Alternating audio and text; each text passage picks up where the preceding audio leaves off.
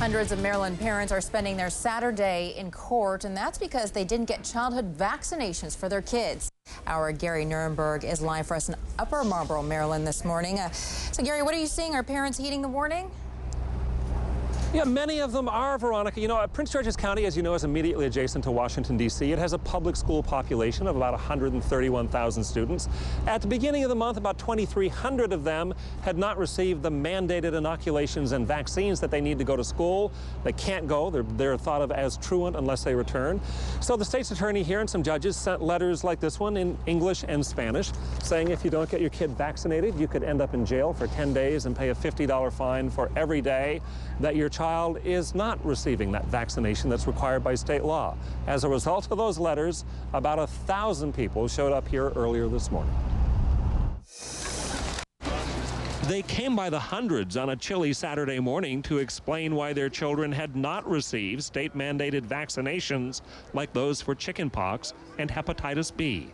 Some carried the letter written by the local state's attorney threatening them with jail or fines if they didn't comply. Completely out of line. Want to put people in jail.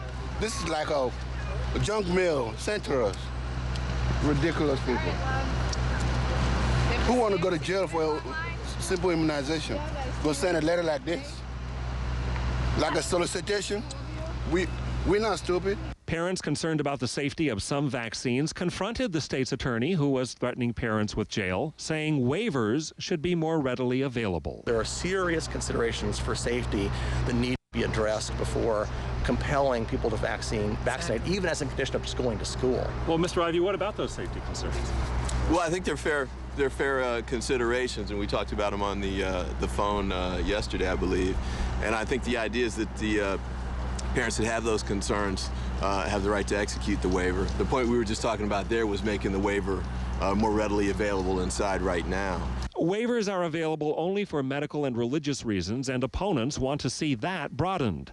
Early indications are the day did what authorities hoped. Many of those standing in line got free vaccinations for their children inside the courthouse so the kids can return to school next week.